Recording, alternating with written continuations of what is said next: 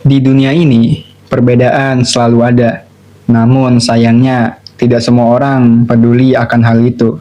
Kisah ini dimulai dari seorang apoteker. Suatu hari, saat sedang berkeliling, ia dipanggil oleh seorang pedagang. Awalnya, sang apoteker mengira ada seseorang yang sakit, namun ternyata bukan.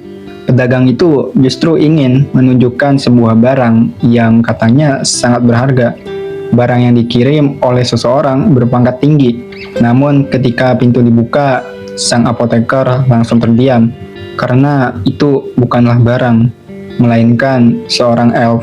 Elf yang telah dipermainkan, disiksa, lalu dibuang seperti sampah. Tubuhnya dipenuhi luka, kukunya telah dicabut, giginya hampir tidak tersisa. Seluruh tubuhnya dipenuhi memar dan sayatan. Salah satu matanya bahkan telah hilang. Keadaannya begitu mengenaskan, seolah kehidupan telah meninggalkannya sejak lama. Namun di tengah tubuh yang hampir hancur itu, masih tersisa satu hal, keinginannya untuk hidup. Dengan suara yang nyaris tak terdengar, elf itu berbisik, "Aku ingin pulang." Hanya 3 kata. Namun 3 kata itu terasa lebih berat daripada gunung yang menjulang tinggi. Sang apoteker terdiam, hatinya terasa terbakar karena ia tidak mengerti kenapa keinginan sesederhana ini harus dihancurkan sampai sejauh ini. Yang lebih membuatnya marah, pedagang itu sama sekali tidak menunjukkan penyesalan. Baginya, kematian elf tersebut hanyalah sebuah kerepotan. Seolah yang berada di hadapannya bukan makhluk hidup, melainkan barang rusak yang kehilangan nilai jual. Dan saat itulah sang apoteker mengambil keputusan. Ia akan membawa elf itu pergi. Ia akan menyelamatkannya, meski dunia menganggapnya tidak berharga.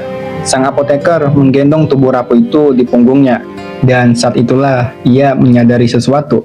Elf tersebut tidak melawan, tidak memberontak, tidak bertanya apapun, seolah dirinya terlalu lama diperlakukan sebagai benda, sampai lupa bagaimana rasanya diperlakukan sebagai manusia. Perjalanan mereka pun dimulai, melewati jalan setapak, menembus hutan, mendaki pegunungan, dan saat malam tiba, mereka berhenti untuk beristirahat. Sang apoteker mulai menyiapkan makanan. Ia melihat sedikit perubahan pada wajah elf itu. Sangat kecil, hampir tidak terlihat, namun cukup untuk disadari. Mungkin karena hutan mengingatkannya pada rumah. Mungkin karena untuk pertama kalinya setelah sekian lama, tidak ada seorang pun yang menyakitinya. Saat makanan selesai dimasak, sang apoteker mulai menyuapinya perlahan. Awalnya elf itu kesulitan karena tubuhnya telah hancur terlalu parah. Namun tiba-tiba air mata mengalir dari satu-satunya mata yang masih tersisa. Bukan karena rasa sakit, melainkan karena kehangatan yang sudah lama hilang dari hidupnya. Malam itu, keadaan sang elf tiba-tiba memburuk. Tubuhnya kejang-kejang, demamnya meningkat, dan untuk pertama kalinya, sang apoteker merasa panik. Ia segera meracik obat, menggunakan seluruh pengetahuan yang ia miliki. Setelah obat itu diberikan, keadaan elf tersebut perlahan membaik. Lalu dengan suara yang lemah, ia kembali mengucapkan sebuah pertanyaan.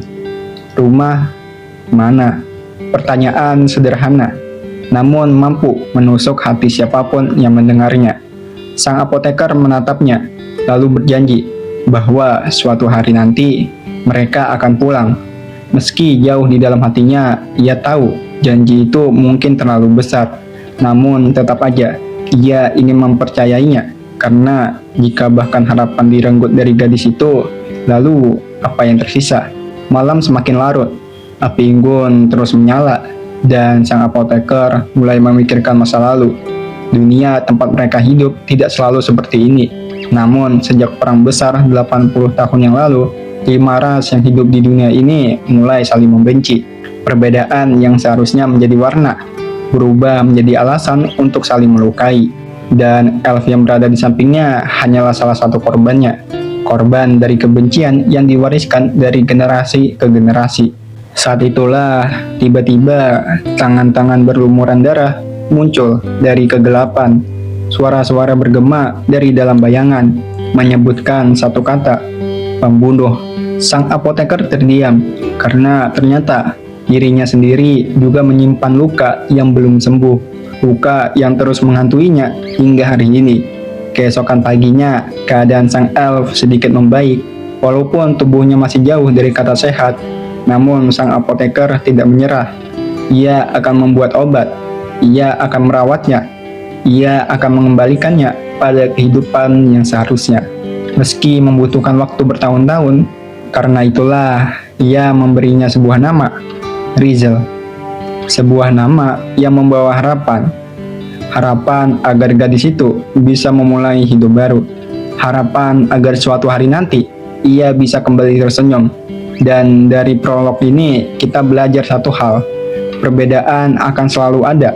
Namun di tengah perbedaan itu akan selalu ada seseorang yang memilih untuk memahami. Seseorang yang memilih untuk membantu. Karena pada akhirnya kebaikan tidak mengenal ras, tidak mengenal bangsa, tidak mengenal perbedaan. Dan sang apoteker memahami hal itu. Karena meskipun Rizel adalah seorang elf, baginya ia tetaplah seseorang yang pantas diselamatkan.